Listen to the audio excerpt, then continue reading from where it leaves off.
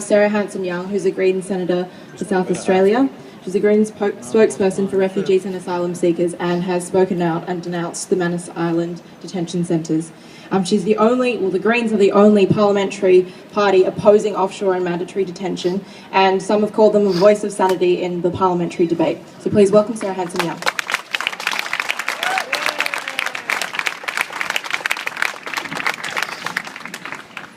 Thank you very much, and it's wonderful to be back here with you in Sydney and to see that every time this gathering happens, that it grows. It's getting bigger and bigger. And the reason is because the Australian people are getting sick and tired of hearing that the only solution to helping refugees is to be cruel, nasty and mean to them, because it's simply not the truth.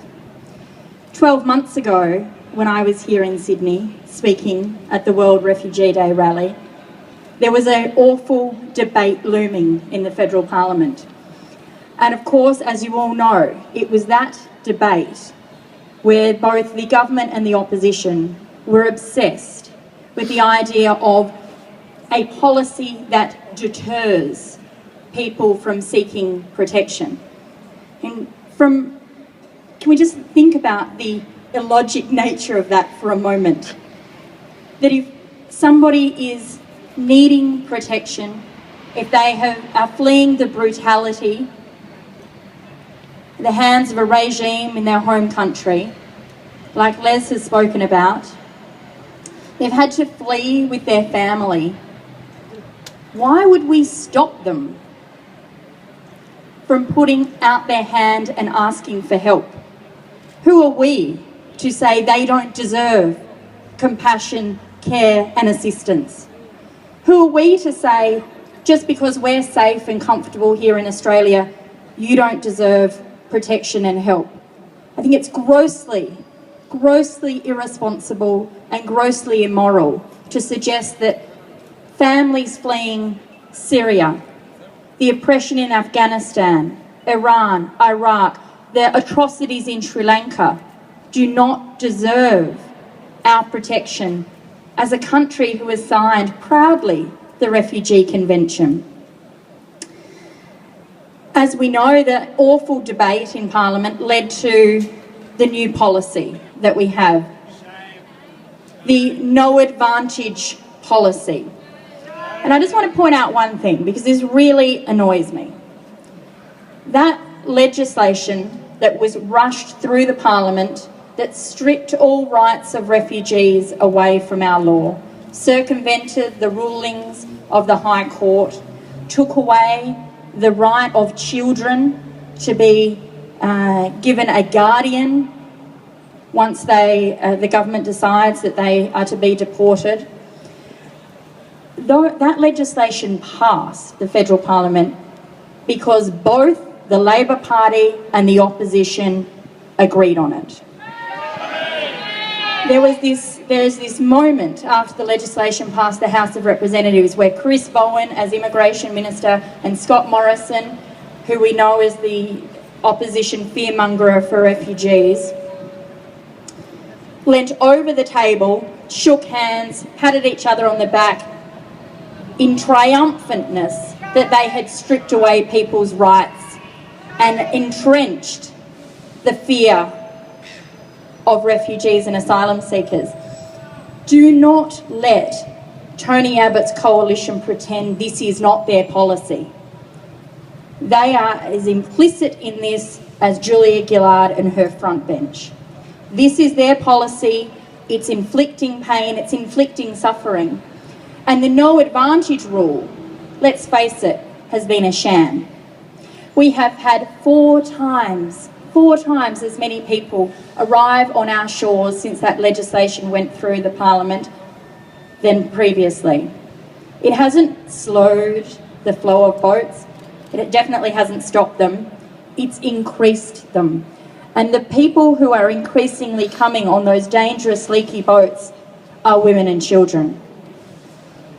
And that's because the government also changed the family reunion rules, which is exactly what John Howard did when he introduced temporary protection visas. That's why we had women and children on the CivX when it sunk back in 2001. And it is an ugly debate that we are having here in Australia. And let's not be fooled. This isn't about making life safer for refugees. This isn't about caring for them or offering them protection. This is all about crass domestic politics. It is time that we had some leadership from our political leaders to stand up against the fear-mongering. It's time we had leadership from our political parties that said no to the demonisation of people just because they are seeking protection and our help.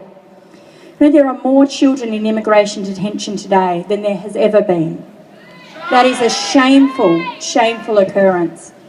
And the no advantage rule means there is thousands of refugees, single people, families who are now living in our suburbs, in our towns, without the right to work and sustain themselves. I've got a motion before the Parliament on Thursday, which is actually World Refugee Day, and it calls on the government and the opposition to lift the work right ban, allowing refugees to be able to contribute positively to our community. If people can work, if they have the ability to work, then let them. It's one of the best ways of ensuring that these people will be loyal to our country from here on in.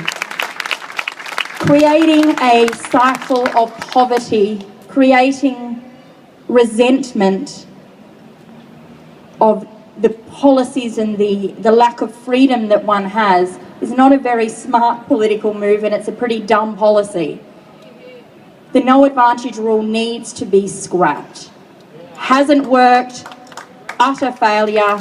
All it is doing is inflicting more pain, cruelty and suffering. And to that point, I went to Manus Island back in February. It is an awful place. It is a hideous place, and it is a place where children are suffering terribly.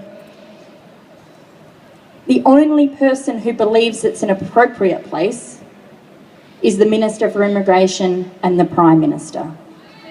They are the only people who have said that it is appropriate. Well, it's not appropriate.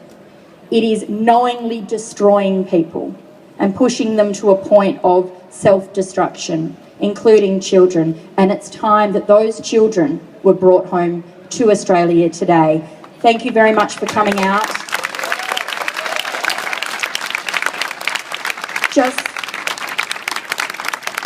I really do want to thank you, because it's a pretty lonely place being in the federal parliament talking about these things.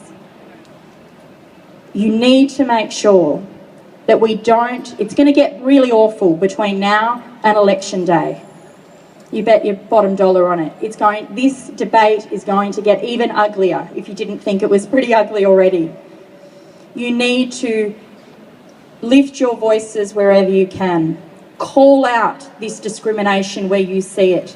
Make sure the local members running in your area know that we want a country that we can be proud of, not one that we have to be ashamed of because we're talking about people coming from particular parts of our world and our globe. Support those candidates who stand up for what is right, even when it isn't easy. Make sure that while they're fighting amongst themselves, you're fighting for what matters. You're fighting for the rights of people who have been so deliberately silenced, so deliberately demonised, and this is all in the plight of domestic politics.